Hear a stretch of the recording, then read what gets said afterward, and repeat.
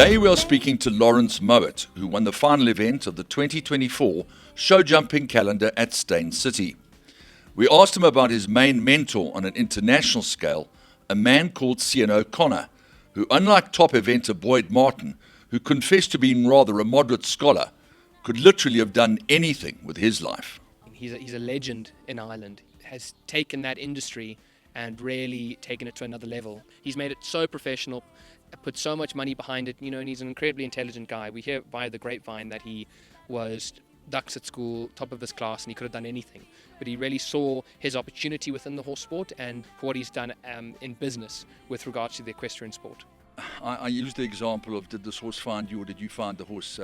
Steyn City found me, because I had no intention of doing any documentary at the end of the year. I was sort of winding down, and the story just jumped at me. I mean, it was overwhelming for me to see the elation and the joy on your face as you cleared that last jump in the first round. It was a remarkable weekend for you. Yeah, I think I lost more than my stirrup. I lost my reins, I lost my seat, I lost my sense of direction, lost my mind, I think, a little bit. But I think it's a testament to that horse. He is incredibly brave. He just has an incredible will to clear the fences.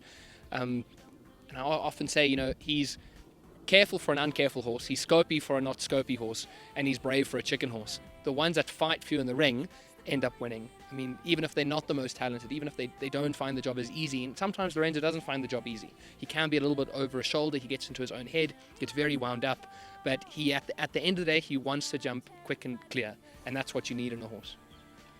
They say if you get something right the first time, it's very hard to improve upon it, but in this particular instance, seeing you work behind the scenes with Lorrernzo is very gratifying for me, to see the bond and the understanding and the intrinsic into his mind psyche that you've approached, and it's very special to me.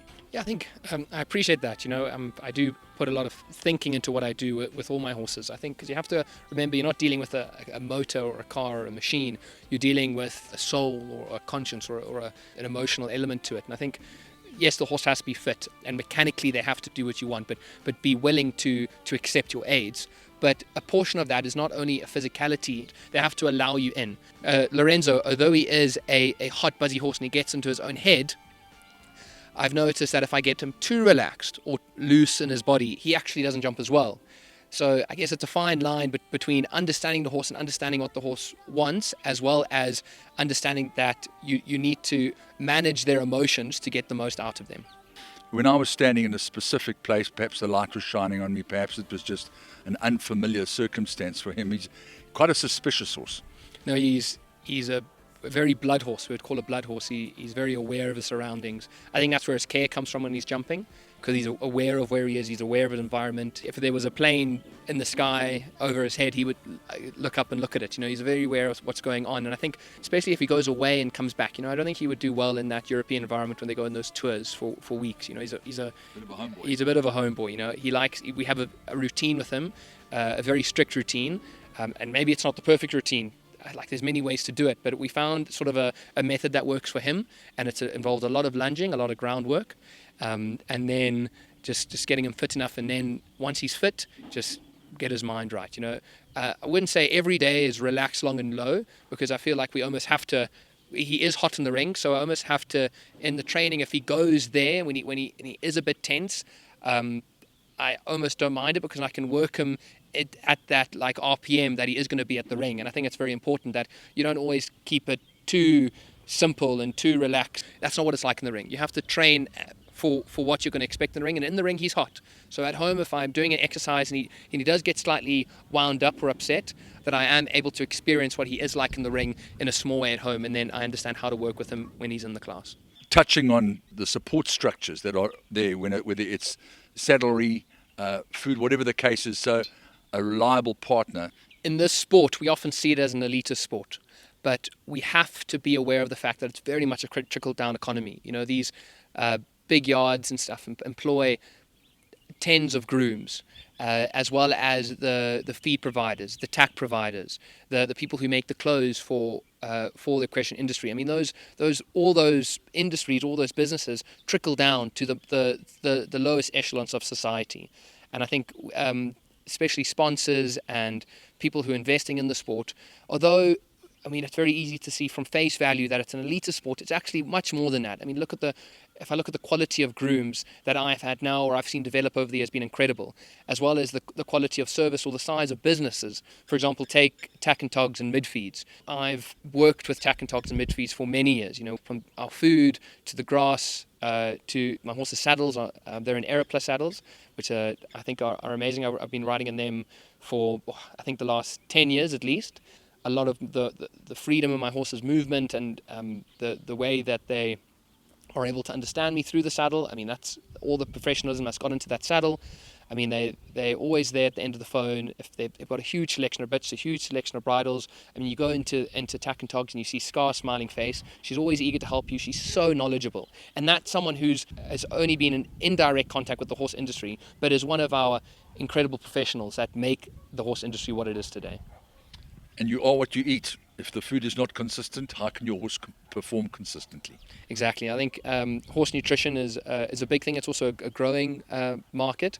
I think as more research comes out, we have a better understanding of what our horses need to be the athletes that they are. And obviously, we are pushing them a bit further than what they were naturally bred to do. So we have to take that into consideration when we are feeding them, that they need a high level of protein or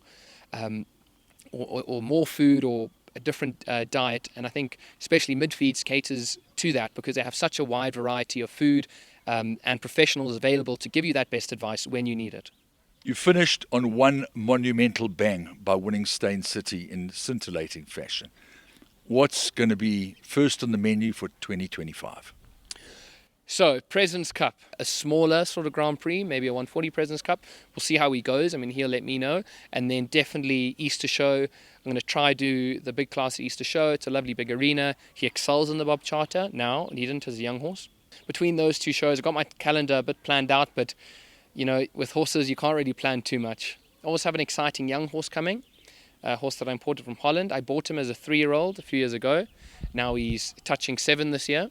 So he's going to go to a few classes and just get exposed to the South African circuit. The fact that I was involved breaking him in and producing him the way we did in Ireland. I think in Ireland you're much more involved in the horse's daily life than you are in South Africa.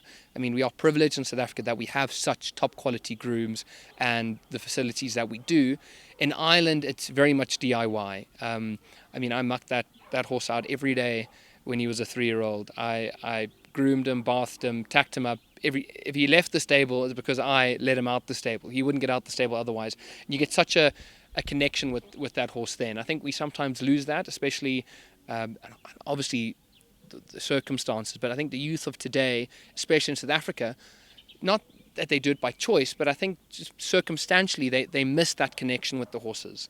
I was privileged. I mean, I didn't have the connection when I was young. I was very involved with school and sport, and then I rode in the afternoons, and the horses were tacked up and bathed. I mean, privilege. My mom tried to get us involved as much as she could because she came from Scotland, where she grew up in that system. So it was really nice to be in Ireland and get really sort of saturated in that horse environment. And I think me and this horse Norafino have an incredible bond because of that. I mean, he's a big horse. He's very weak still. We imported him from Holland. He had to spend 90 days in Zim, which obviously took a toll on him physically. I mean, I think he coped with it quite well.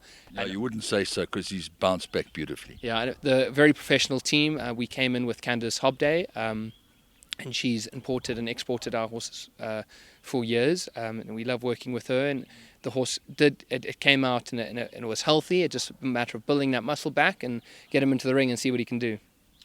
Well, that, folks, is the end of part 1. Watch this space. We look forward to catching up with you after the President's Cup, and looking forward to the Easter Festival and hopefully being able to get a shot at that Toyota if you could win all 3. Definitely. Triple Crown is high on the agenda. Thanks, Andrew.